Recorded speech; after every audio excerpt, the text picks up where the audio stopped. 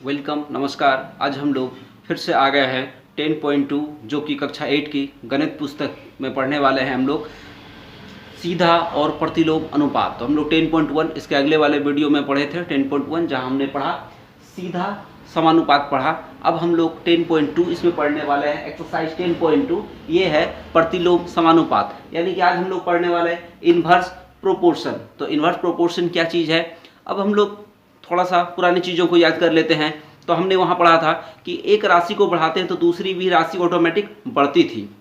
जिस प्रकार एक पेन का दाम था 10 रुपया, 2 पेन ले रहे थे तो उसका दाम हो जा रहा था 20 रुपया, 3 पेन ले रहे थे तो उसका दाम हो जा रहा था 30 रुपया। तो पेनों की संख्या बढ़ाने से वहाँ मूल्यों का भी वृद्धि लगातार हो रहा था। तो अब हम लोग एक ऐसा उदाहरण को लेंगे, ऐसे राशियों को लेंगे जब एक राशि को बढ़ाते हैं तो जो दूसरी राशि है वो डाउन होगी। मान लीजिए कि किसी काम को पूरा करने के लिए हम लोग मजदूर को लगाते हैं। तो ये घर बनने में, इस घर को, इस या दीवार को बनने में 100 मजदूर काम कर रहे हैं। मान लीजिए किसी घर को बनाने में 100 मजदूर काम कर रहे हैं और समय वहाँ पे मेरा 10 दिन लग रहा है। यदि हम लोग क्या करते हैं, मजदूर की संख्या को कम कर दे, मजदूर की संख्या को 50 कर दे, तो स्वाभाविक है कि अब हमारा 10 दिन में नहीं होगा, अब समय हमको ज़्यादा लगेगा। और यदि मजदूर हम 100 की जगह 200 मजदूर कर दे तो क्या है कि पहले 10 दिन लग रहा था तो अब बिल्कुल कम समय में पूरा हो जाएगा, क्योंकि हमने मजदूर की संख्या बढ़ा दी तो लगने वाले दिन जो है वो कम हो जाएंगे। इसी प्रकार का उदाहरण को हम लोग जब लेते हैं तो हम लोग देखते हैं कि एक राशि को बढ़ाने से दूसरी राशि हमारी घटती है। एक राशि बढ़ेगी तो दूसरी घटेगी, और यदि इस राशि को हम बढ़ाएं तो ये डाउन होगी।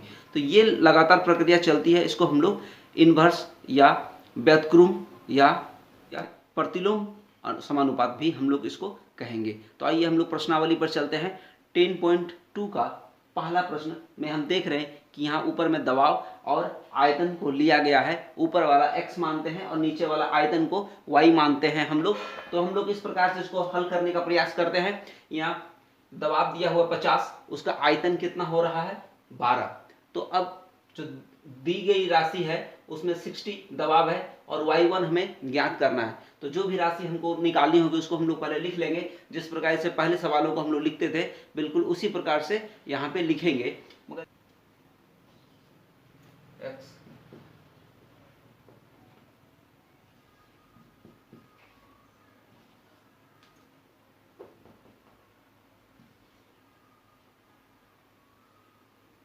तो अब हम लोग राशियों को इस प्रकार से लिखेंगे, x इनवर्स 1/y, या हम लोग लिख सकते हैं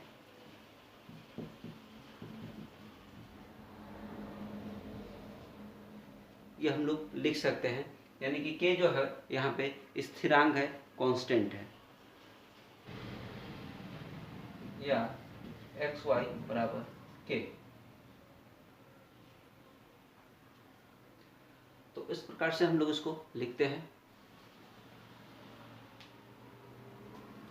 अब हम लोग सवाल पर चलते हैं और हल करने का प्रयास करते हैं। इसी को लेते हैं 50 × 12 है, तो 50 × 12 हमको गुना कर देना है, इक्वल टू जो हमको डाटा निकालना है उसको आपस में हम लोग गुना कर देंगे। और इस प्रकार से y1 का मान हम लोग निकाल लेंगे। y1 का मान निकालने के लिए अब हम लोग क्या करेंगे, 50 × 12/60, इसको आपस में जो कटेगी उसको कटा भी देंगे हम लोग। तो 5 बार में, 6 बार में, 10 का पारा से कटा दिए। अब 6 से 12 कट जाएगी 2 बार में, 6 दूनी 12, यानी कि आपस में गुना कर देंगे 5 × 2, 5 × 2 यानी कि 10। तो y1 प्राप्त हो गया हमें 10। ठीक है, अब इसी प्रकार अन्य आंकड़ों को भी हम लोग निकाल लेते हैं। जो हमें आंकड़ा निकालनी है, मान लीजिए कि यहाँ है 50 × 12 है, 50 × 12 के साथ x1 × 8, x1 × 8। अब यहाँ से हम लोग x1 निकालते हैं तो x1 क्या हो जाएगा आपका 50 × 12/8। आपस में जो कटेगी वो कटा लेंगे, 4 का पारा से कटा लीजिए, 4 दूनी 8 और 4 तिया 12, तो कटा लीजिए 102 से, 50 का 25। अब x1 = 25 तिया 75, यहाँ x1 निकाल लिए। अब हम लोग x2 भी इसी प्रकार से निकाल लेंगे। x2 निकालने के लिए हम लोग क्या करेंगे, 50 इंटू 12 बराबर x2 निकालना है इंटू 4, तो x2 equal to 50 into 12 bye 4। 4 से कटा दीजिए इसको, 4 से हम लोग 12 को कटा देंगे, 4 तिया 12, 4 एकम 4, 4 तिया 3 बार में कट गया 12, 50 तिया कर देंगे, गुना कर देंगे, तो x2 इक्वल टू 50 तिया 150। तो इस प्रकार से हम लोग राशियों को यहाँ निकालते हैं। अज्ञात राशि इस प्रकार से यहाँ पे आपको ज्ञात होगी। अब अगले प्रश्न को, इसके 2 नंबर पे चलते हैं और 2 नंबर को हम लोग हल करने का प्रयास करते हैं।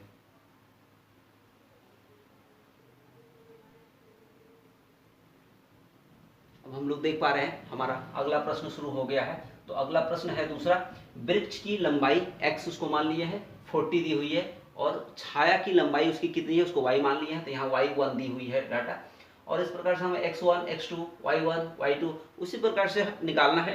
तो जो डाटा हमको, जो राशियाँ ज्ञात है उसको पहले हम लोग लिख लेते हैं 20 और यहाँ 15 दिया हुआ है, और जब 20 आती है, वृक्ष की लंबाई है 20, वृक्ष की लंबाई 20, तो उसकी छाया होती है 50, तो दोनों को गुना करेंगे आपस में, बराबर 40 गुना y1, ठीक है, ये y1 है।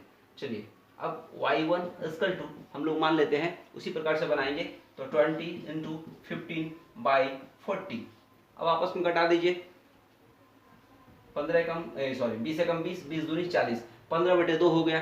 15/2 यानी कि मतलब 15 का आधा, 15/2 का मतलब होता है 2 के किसी के भी नीचे है, मतलब 2 से भाग देना है, तो 15 का आधा, 15 का आधा 7.5, 7.5 भागा देंगे, आ जाएगा 7.5, तो ये मेरा निकल गया y1। उसी प्रकार से हल करेंगे, मान लीजिए x1 को निकालना हमको, तो हम लोग 20 इंटू 15 इक्वल टू x1 के साथ जो है उसको लिख लेंगे x1 इंटू 5, ठीक है। अब आप देख रहे हैं यहाँ से x1 हमको निकल जाएगा, तो x1 equal to 20 into 15 by नीचे में 5 की किसी भी कटा दीजिए, 20 भी कट रहा, 15 भी कट रहा, जिसको भी कटाना कटा दीजिए, 5 एकम 5, 5 तिया 15, 20 तिया कितना हो जाएगा, 20 तिया हो जाएगा, 20 तिया कितना 60, तो ये आपका 60 हो गया, तो इसका आंसर निकल गया 60। इसी प्रकार से आप x2 भी आसानी से निकाल पाएंगे। अब चलते हैं तीसरे प्रश्न की ओर। तो अब हम लोग आ गए हैं प्रश्न संख्या 3 पर। तो हमें प्रश्न संख्या दिख रही है 3 कि एक कार है जिसकी स्पीड जो है 40 किलोमीटर प्रति घंटे की दर से चाल से वो चलती है, और एक निश्चित समय में, यानी कि 3 घंटा उसको लगता है, तो उस निश्चित दूरी को पूरा करने में 3 घंटा समय लगता है। यदि कार की स्पीड बढ़ा दी जाए, यानी कि 40 से 60 किलोमीटर प्रति घंटे कर दी जाए कि 1 घंटे में 60 किलोमीटर चलेगी, तो उस कार को वही निश्चित दूरी को तय करने में कितना समय लगेगा। इसको बनाने के लिए हमने बोर्ड पर सबसे पहले क्या किया, कार की चाल किलोमीटर प्रति घंटे में ले लिया, और समय कितना लग रहा है h, उसको घंटा में हमने लिखा।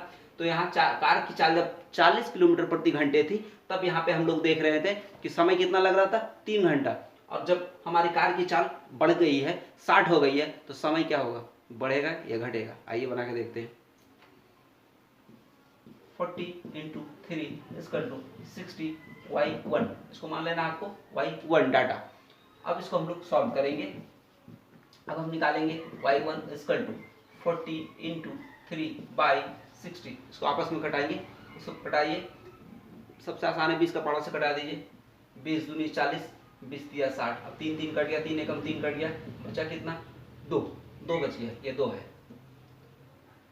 2 बच गया, यानी कि हमारा समय कितना लगेगा, 2 घंटा, 2 आवर h, घंटे में 2 घंटा हमारा समय लगेगा आपका। जब हम स्पीड बढ़ा दिए कार का, तो 2 घंटा समय लगेगा। इस प्रकार सबसे पहले आप सवाल को पढ़ेंगे और पढ़ के एक सारणी का निर्माण करने का प्रयास करेंगे, और सारणी का निर्माण करने के बाद ये इन्वर्स है, इसलिए इसको हम लोग जो डाटा मालूम रहेगा उसको आपस में गुना करेंगे, और जो डाटा मालूम नहीं रहेगा उसको बराबर देकर उसको लिखेंगे, और वहां से हम लोग हल करने का इसको प्रयास करेंगे। ये आपको कैसे समझना है, आपको समझना है, क्वेश्चन को पढ़ना है, क्वेश्चन को पढ़ने के बाद समझना है कि ये सीधा है या उल्टा, यानी कि सीधा या प्रतिलोम समानुपात, कौन सा समानुपात है, ये आपको जानना है पहले क्वेश्चन से समझ। अगर एक चीज को बढ़ा रहे हैं, दूसरा चीज पढ़ने के बाद पता चल जाएगा कि एक चीज को बढ़ाएंगे दूसरा चीज घटेगा, तो ये जो हुआ उल्टा हुआ। और जब एक चीज बढ़ाते हैं वो दूसरा चीज भी बढ़ता है, उस परिस्थिति में हमारा सीधा हुआ, तो उसको हम लोग क्रॉस मल्टीप्लिकेशन कर रहे थे, जैसा कि पहले वाले वीडियो में आपने देखा होगा। नहीं देखा होगा तो लिंक डिस्क्रिप्शन में आपको पहले वाला वीडियो का लिंक जरूर मिलेगा, उस पर आप जाके क्लिक करिए और उस वीडियो को भी देखिए, ताकि आपको ये चैप्टर बिल्कुल आसान लगे। तो इस चैप्टर के अन्य सवालों को आप हल करिए, और यदि कहीं कोई दिक्कत हो तो मेरे कमेंट बॉक्स में आके उस सवाल का नंबर आप टाइप करिए, उसका हल मैं सॉल्व करने का प्रयास करूँगा और आपको वहाँ तक मिल जाएगा।